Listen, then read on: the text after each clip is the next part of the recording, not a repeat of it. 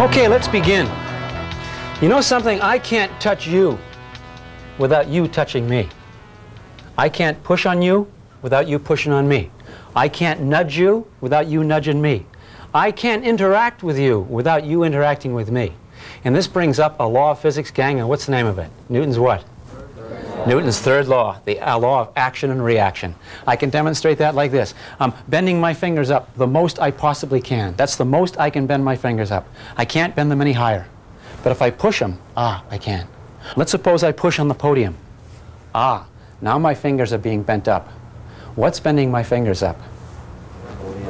Yeah. That's the most I can bend them. Would you push on my fingers, please? Now my fingers are bent just like before. Okay? What's happening to my fingers, gang? They're being pushed on, isn't that right? They're being pushed on. That's why you see them bent up like that, right? How about when I touch the wall over here? Was the wall pushing on my fingers too? See, a lot of people don't see that. Non-physics types don't see that. But physics types see, hey man, he's pushing on the wall. And what's the wall doing to him? Watch how I lean. I'm leaning on the wall, huh? Okay? Now, everybody say, hey, the dude's pushing against the wall. Okay? Call this the wall. Okay? Everybody sees the dude pushing against the wall. Physics types see that too. And physics types see something else. And what else do physics types see? Check your neighbor, see if you're sitting next to a physics type.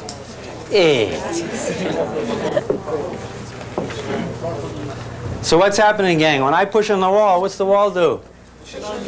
Hey, you know something? I can't push against that wall without the wall pushing on me. And this further defines an idea we've been talking about all this time. And that's the idea of force. When you impress a force on something, you tend to accelerate that something. That force we're going to further define. A force is an interaction between one thing and another always, all the time. A force is an interaction between, in this case, my hand on the wall, if this is a wall, and what's the reaction? That'd be the action force, hand on wall. What's the reaction, gang? Wall on hand. You can't push on something without being pushed back. Can't be done. Here's a couple of blocks. These blocks right now don't interact with one another. But now I'm going to attach them with an elastic band. So the big block, when I stretch it, will pull on the little block. Okay? Now, which block is pulling? Is the big block pulling on the little block? Or is the little block pulling on the big block? What do you suppose? Check your neighbor. Now watch the blocks. I'm going to let the blocks go. And sure enough, did you see them both move? That's strange. The more massive block didn't move as much as the little block. I wonder why. Maybe the pulls were different.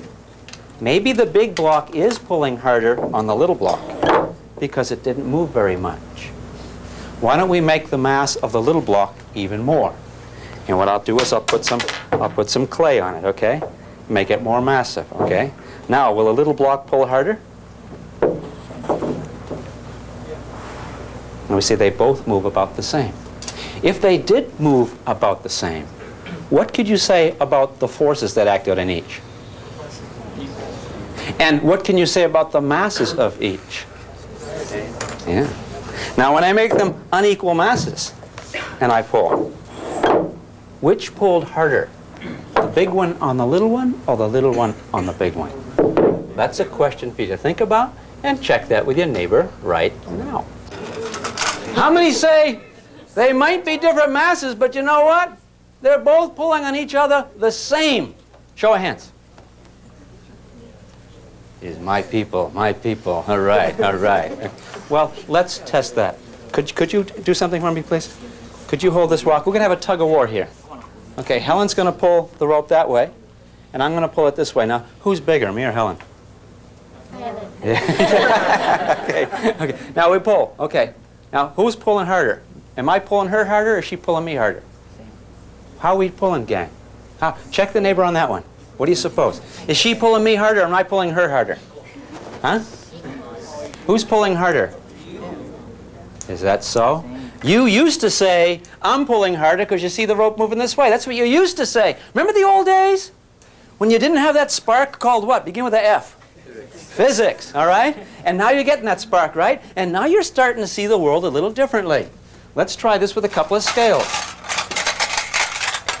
I'm going to attach this right on here. Okay. Now you pull that side, and we can measure the force, gang, yeah? And I'll pull over here. Now you look to see who pulls harder, me on Helen or Helen on me. And here we go. How do the readings look, gang? Huh? Which one's harder? How about there? How about there? And what are they, gang? SS. Same. I can't pull on you any harder than you pull on me, okay?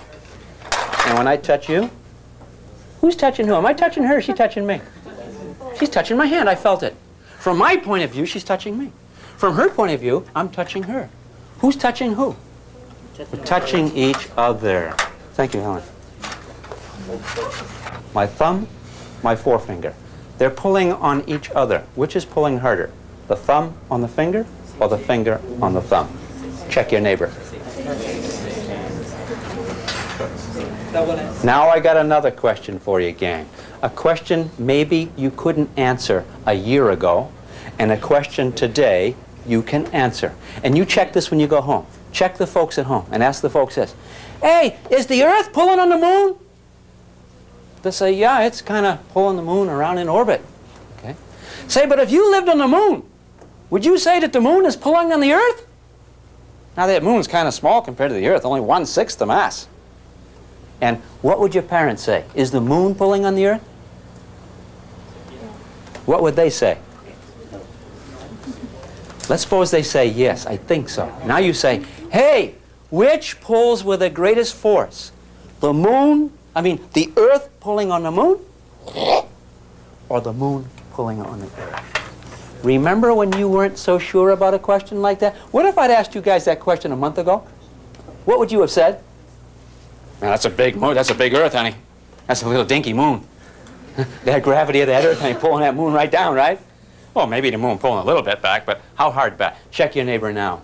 E. Which pulls harder? You learning this stuff? Huh? Is it kind of fitting?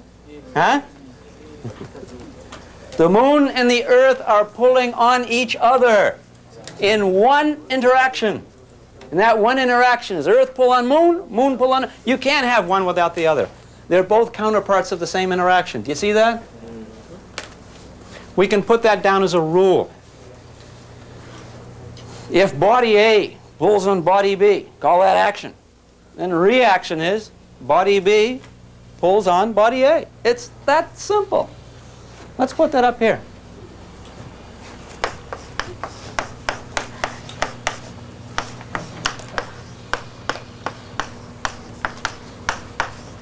If action is A pulls on B, A could be the Earth. The Earth pulls on the moon. How can that be? Unless E, okay? And we call that the reaction. Reaction is just whip, switch them around. B pulls on A. It's that simple. You got it? I want to move across the floor.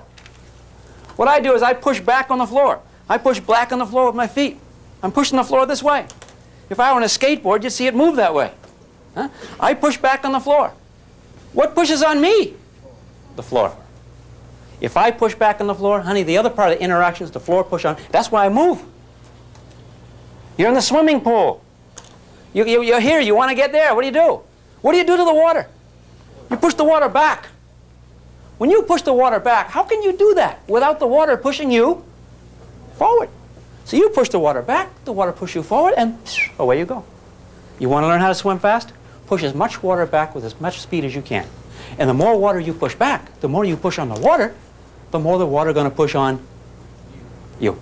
And that's what makes you move. You see a car going down the street, huh? Now you're all sad. You see a car, you see the cars going down the road.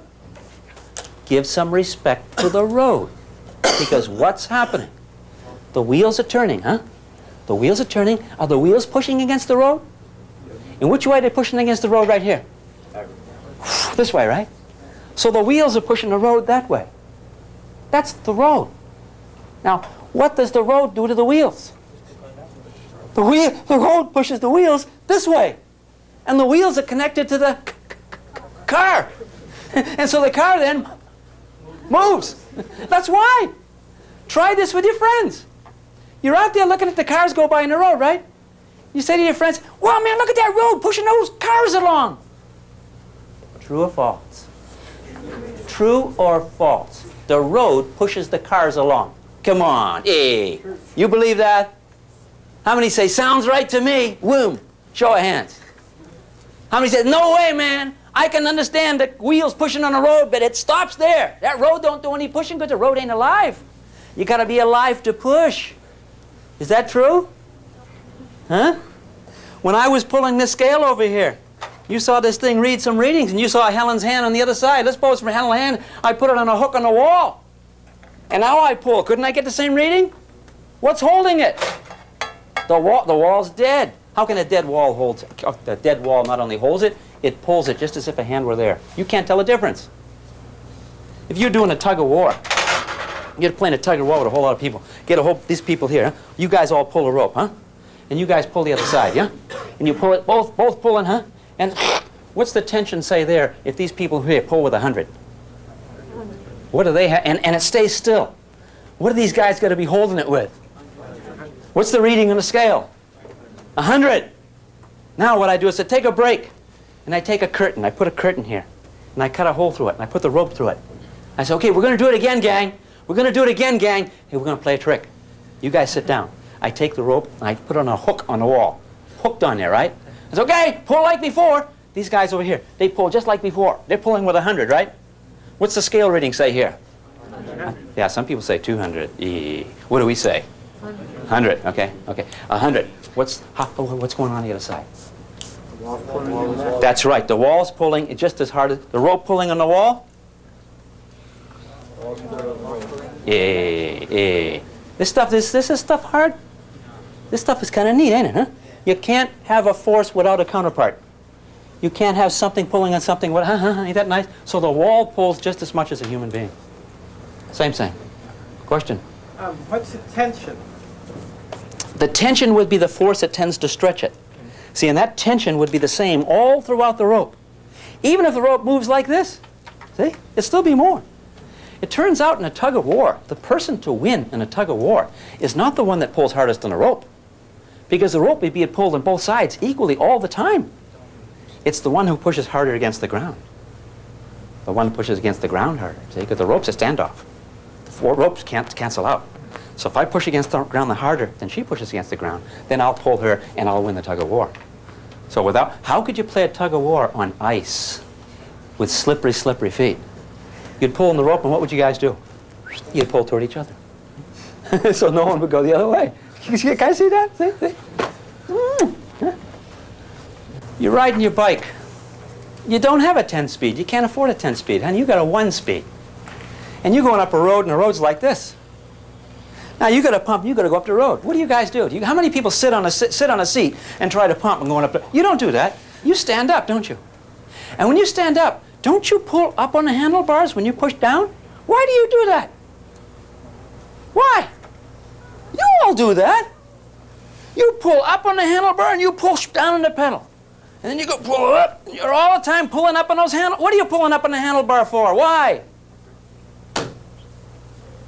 When you pull up on the handlebar, against what? Against the bike. Against the pedal. And that makes you move better. Ain't that neat? Yeah. It's like this too. I remember when I was a teenager, man, I was really, really skinny. All my friends weighed more than 100 pounds. All my friends weighed more than 100. I was in the 90s. And about as tall as I am now. Like a toothpick, man. And I remember, this is Scout's Honor. I remember I used to go into the drugstore. And I'd drink milkshakes, I'd do everything I could, you know. And everyone said, "How come you're not gaining weight, Hewitt?" I'm trying, like, okay, couldn't do it. And I would go into the drugstore, and I would get on the scale and make sure none of my friends are around, and put the penny in, and Oh, 94. Will the day ever come? Will the day ever come? Okay? Well, one time I'm over at a friend's house, and my friend had a bathroom scale in the bathroom. And I walks in the bathroom, looks to make sure no one looks. 'Cause I'm always afraid someone going to come by and say, "Hey, Hewitt, you don't even weigh 100. Hey, everybody, you know what? Hewitt here don't weigh 100 yet." I was afraid of that, you know? Okay. Anyway, one day I'm at a friend's house in the bathroom. He's got a scale. I look, there's no one coming. I step on the scale, and there it is, 94, right?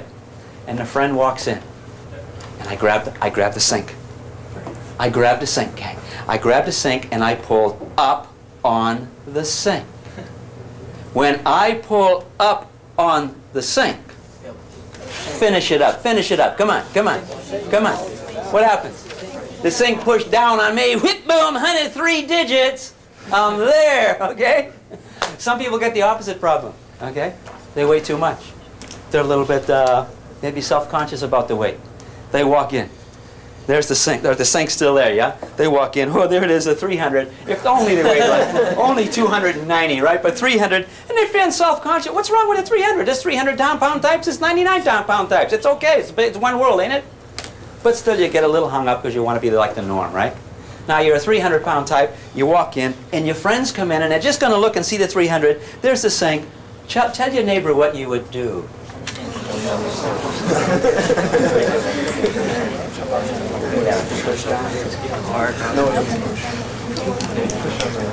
When you push down on the sink, honey, finish it up. Sink push up on you, make you lighter against the scale, and you get a lower reading. Okay, you can step on like, look how it's 0, okay? You can do it. Newton's third law.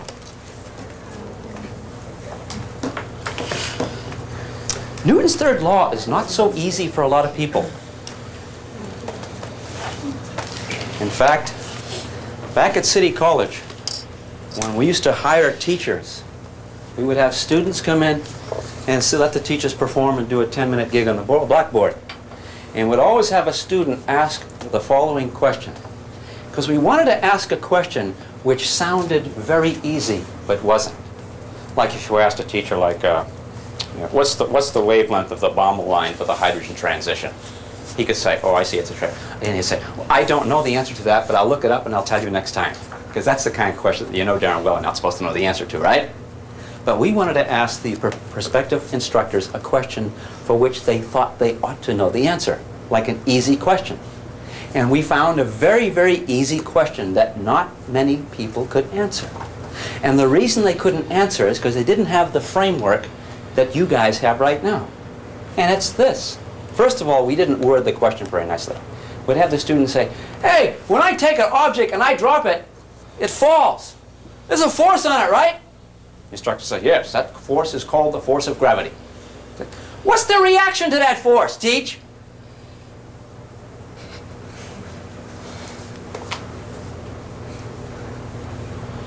Anyone want a job at City College? See if there's anyone in this class who can answer that question. Here it is again. I let go of the play. There's a force acting on it. You saw evidence of that force because you saw it accelerate. Here's your question. If there's a force acting on that, what's the reaction force? E. Talk it up.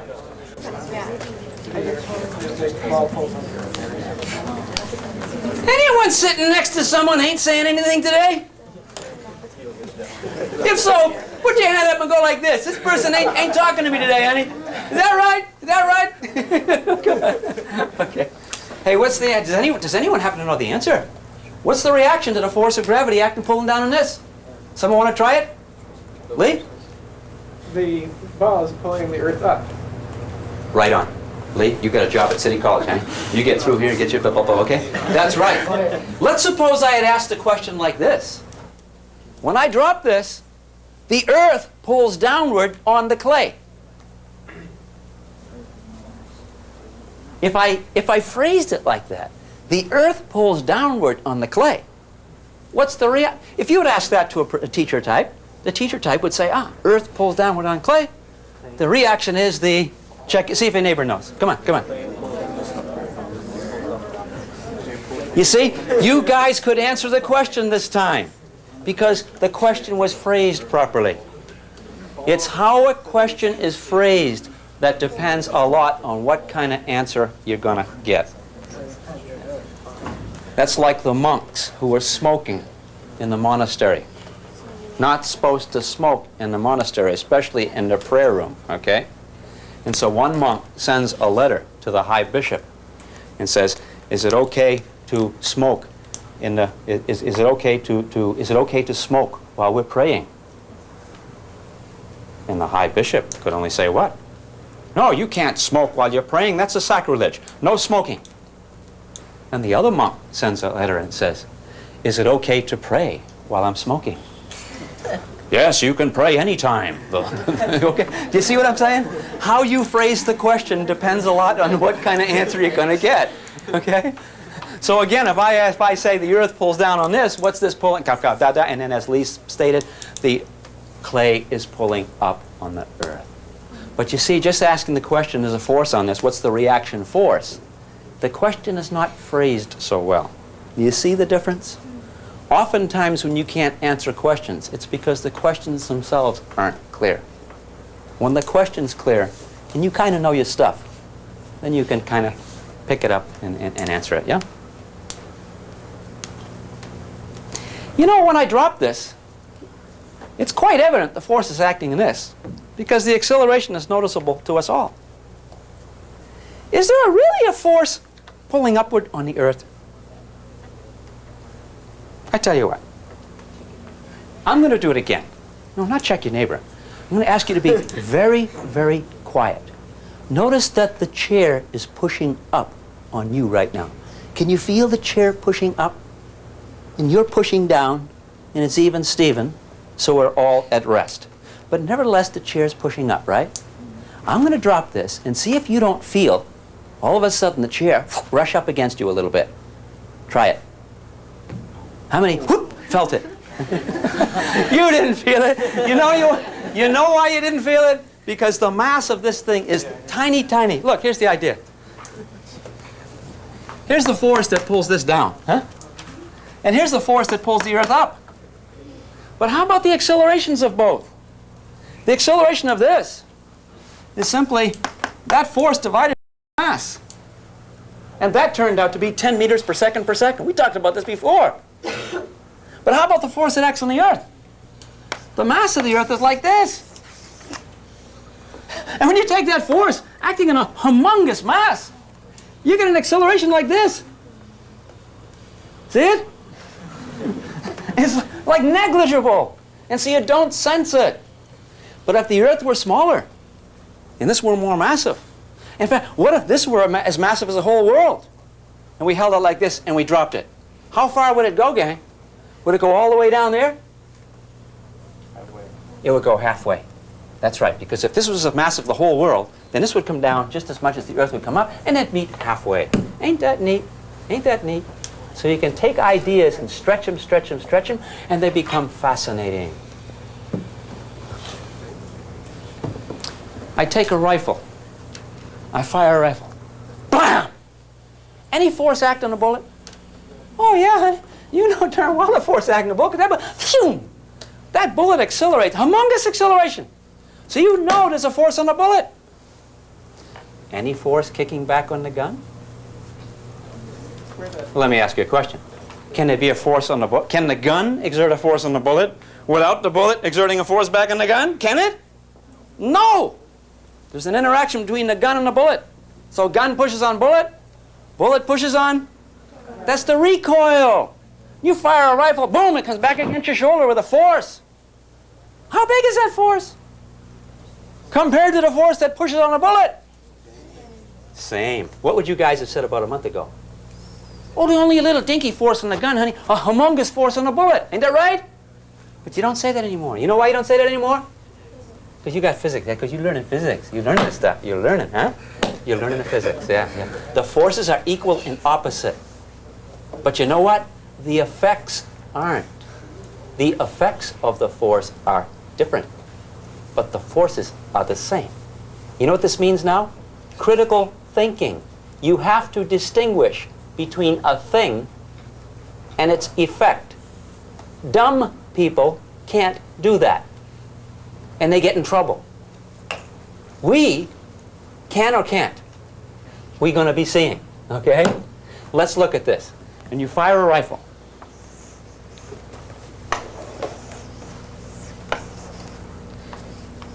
Here's the bullet. Bullet races out. And the bullet has a force acting on it. But that gun kicks back. How much force? Really the same? The same. The same force acting back. Now, the acceleration of the bullet, a lot or a little? The answer begins with an L. A lot. Because here's the mass of the bullet. Here's the mass of the rifle. So here's the acceleration of the bullet. Boom! But here's the acceleration of the rifle. So the rifle only goes back to here. In the same time, the bullet goes from here to here. That bullet is accelerating like bonkers, right? Inside the barrel. Now, when it gets outside, is it still accelerating? No. Now it coasts. We talked about this before. It's accelerating down. That's why it drops. So it follows the curved path. But while it's inside, the forces are the same, but the masses are different. That means that the effects are going to be different. What do you mean the effect? How much it moves. You see? So the big thing only moves a little bit. The little thing moves a lot. And they got the same force. That's the two blocks that I pulled before. I pulled the massive block and the light block. And they pulled toward each other. But the light block moved a lot. Some people say, oh, there's more force on the light one. And you guys say, same force, less mass, more acceleration. Now you got to tie all those ideas together. Force, mass, acceleration. How many people do you know that are good at thinking about three ideas at one time? You hear people say that physics is a tough subject. You know why? Because you got to think of multiple ideas at once. Well, maybe not at once, but you got to consider multiple ideas when you're asked a question. And whenever I ask you any question about acceleration, there's two ideas you're going to consider. Two! You know what your friends out in the street are going to consider, how hard it's pushed or pulled. But you guys are going to consider not only how hard it's pushed or pulled, but what else? How much mass you get, honey. How much mass is being pushed or pulled. And when you consider that also, now you've got it together. And that's Newton's second law. Okay. And this force here is part of some interaction. Here's the other part. Newton's third law. Newton's first law, the idea of mass to begin with, huh? Things have mass, they have a tendency to remain at rest. That rifle has a lot more tendency to remain at rest than a little slug of bullet. Okay, so the masses are different, but the forces are the same. That's today's lesson. And the accelerations are different. That's last time's lesson. Do you see how all those ideas connect? It's the connection of ideas. So you're traveling in the wrong country at the wrong time, and it's totalitarian, and what they do is they capture you, and they say, hey, we got you, honey, up against the wall. And they put you up against the wall, they handcuff you. You look at the wall, you see all these bullet holes in the wall. You say, oh, no. And they put you up against the wall, and some guy comes out with a great big high-powered rifle, and he's got these little eagles over here, and he's got a cap with eagles. You know, eagles are strength or something, okay? And he's polishing his rifle up. He's just going to aim it at you and do you in. And you kind of look at him, and you kind of give him some obscenities, okay? And he says, oh, hey, wait a minute. He says, we're not barbarians here. He says, I'll at least give you one last wish. And you say, one last wish? He says, yeah, one last wish. Here's what you might wish. You could say, okay, I'm guilty of whatever it is, even more than you say. And what I want you to do, I'm not trying to be a wimp out of it. I'm not going to wimp my way out. I want you to shoot me, okay? But I don't want you to shoot me with that little dinky bullet. I want you to shoot me with a humongous bullet. More humongous than a rifle from which it's fired. And I want you to pull a trigger. What's going to happen?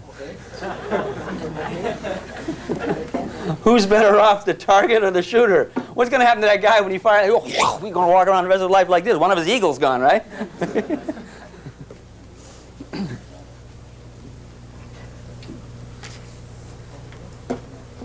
Rockets. First day I was here talking to you guys, I said, how does a rocket move? Remember we all get in the swimming pool together? And we get in the pool, and I pushed against the edge of the pool, and I rocketed across the pool, right? And I said, is that how a rocket works? And you guys said, yep, sure is, Hewitt, sure is. And I said, nope, it ain't. And you says, oh, wait a minute, what's going on? Let's talk about that now. How does a rocket move? What makes a rocket go to the moon? Does it push against the launching pad so hard that it bounces up and just keep going, like throwing a super ball against a ground and have it bounce to the moon? Is that how a rocket works? What pushes on a rocket, gang? It's like this gun. That gun's being pushed the opposite to the direction the bullet's going, yeah? If I took that gun and I held it down like this, and I fired it, would the gun kick up? And after it fires one bullet, it fired another, would it go kick, kick? Would it kick twice? Let's suppose I have a machine gun, Hank, and I put that machine gun on like a piece of piano wire. See the piano wire stretched tight here? See? See, it's nice and tight, okay? Twang. Now I put that machine gun on a couple of screw eyes, okay? And I take the machine gun and I pull the trigger. Brrr! What's going to happen to the machine gun? Can you guys see it climbing up? It's going to recoil away from the bullets it fires. The gun pushes the bullet down. The bullet pushes the gun up. Now a rocket fires bullets too. Made out of lead? No, molecules of gas. Fires them fast or slow? With a lot of force or a little force? A lot of force. So those gas particles are fired out. They're pushed out, right? So the rocket pushes the gas down. You guys can finish it up. You know how a rocket gets to the moon. See, people used to think that the rocket pushes against the air. In fact, the father of rocketry, Robert Goddard, said back in the 20s, hey gang, the time is coming when the human race will get to the moon with rockets. Not airplanes, rockets. And he was belittled and he was humiliated by the press. And one press person says, Dr. Goddard obviously doesn't know his science. Because if he studies books, he'll find out that between here and the moon is a vacuum. And there's no air for the rocket to push against. So a rocket could never travel in a vacuum. And that's what they said. What do you guys think about that? Can a rocket travel in a vacuum? You know a rocket can travel in a vacuum because this is what? This is almost the year 2000. So it's the times. But back then, 80 years ago, 70, 80 years ago, people didn't know about these things so much. It wasn't part of the general consciousness. In fact, Goddard did this for the press. He did the following experiment. He put a pistol inside a vacuum chamber. And he pulled a vacuum. So there's no air in there. Drop a little feather, fall just as fast as anything else. A vacuum in there. Then what he did is he had a little mechanism whereby he could pull a little trigger outside, a little stick would come up and pull the trigger of the gun, and he showed that when the bullet went down, the gun went, and he says that's how a rocket works. The bullet doesn't need any air to push against to make the gun go back up. It's straight Newtonian physics. Rocket pushes down on gas, gas pushes up on rocket. Phew, there you are, and you can go all the way to the moon if you keep pushing. A little story goes with that. Human beings went to the moon, 1969. Before 1969, they were talking about going to the moon. My brother had a dear friend, Perry Hunter, sort of like a scientific type guy. And Perry Hunter and my brother used to get in arguments about this whole Apollo mission as to whether or not humans could get to the moon. And I remember one time overhearing an argument between my brother Dave and Perry Hunter. And Perry Hunter was claiming, no way a human being's going to get in a rocket and get to the moon and come back. No way. It's all press. It's all a farce. It's all Hollywood. They can't do that. And my brother says, Perry, how do you know they can't do that? And Perry said, because I'm a marksman. And I know what it is to take a rifle and get 200 yards away from a target and boom, hit that target dead on. I know what that is. And when you talk about going 240,000 miles away, I don't care what kind of high tech they got. They're not going to aim that rocket properly. They're going to miss. Perry didn't understand at all how it happens. Gang, they don't aim a rocket to the moon and fire and hope they aimed it right and it hits. That's not the way it happens. How does a rocket go to the moon? They could never do that without high-speed computers. They fire the rocket in the general direction of the moon. Now, as the rocket's going out, the rocket sights on the stars, sights on the moon, sights around, and answers the following question. Where am I? The rocket can ask that question and answer it. Then the rocket says, what's the best way from here to the moon from where I am? Not where I was. From where I am, what's the best path? That path is calculated. Little rocket, push it on that particular course. Then it goes, a little while later, boom, rocket, where am I? Okay, what's the best possible way to get to the moon given where I am? Then plots a whole new path. It isn't like there's one path and if it gets off the course it tries to get back on. It doesn't do that. It plots a new path all the time. Keep getting closer and closer and closer, plot new paths and follow those new paths. Whip, boom, bullseye. That's how they do it. So if you're ever in life going from one place to another, you say, I want to go to here. You get off the path. You don't have to get back on the path. What do? You say, hey, what's the path, the best path from where I am, not where I was back there when I was 16 or 17 or 18 or wherever like that. So you go by steps. You plot a new path all the time. You take a piece of paper. The piece of paper, you say to the heavyweight champion of the world, hey, champ, do me something, I give you $1 million. You say, what? Hit this piece of paper with 50 pounds of force. Is he going to collect $1 million? Get the heavyweight champ of the world to throw his best right hand. Whoa! Hit that paper. Hit that paper with 50 pounds of force. Get $1 million. Can he do it? Can he? Can it be done? No. You can't hit that paper with 50 pounds of force. You know why? You can't get that kind of interaction with that little dinky piece of paper. You can't get it. This paper is not capable of giving you a 50-pound interaction. You can't hit this paper any harder than a paper hit back on you. So you can't do it. That's what Gandhi was talking about. You can't be pushed any harder than you push back. Can't do it. Now take the paper and hold it against the wall. Boom. Can you get 50 pounds on a paper? Oh, yeah, you can get 50 pounds on a paper, okay? Because what are you doing? You're pushing against the wall now. And the wall can push back with you 50 and squash the paper and it'd be 50, huh? But just on itself, you can't do it. Ain't that neat? So what are we illustrating here? You can't exert a force on something else unless that force exerts the same amount back on you. Ain't that neat? That's Newton's third law, gang. Yeah. You got it?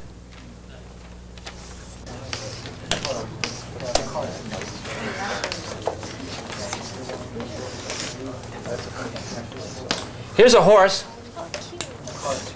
pulling a cart.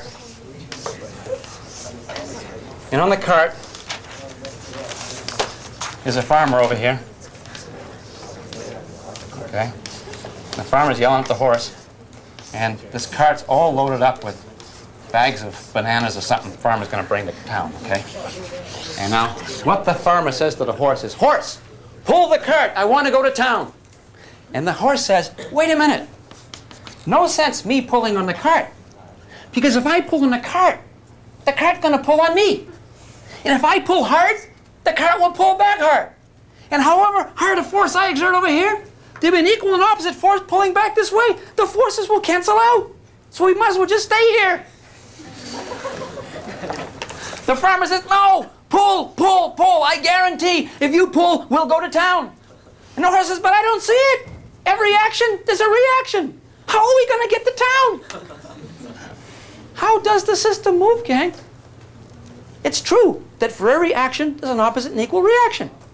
Why don't they cancel out and nothing happens? Think about that. It'll make for a good weekend. All right? Okay, physics.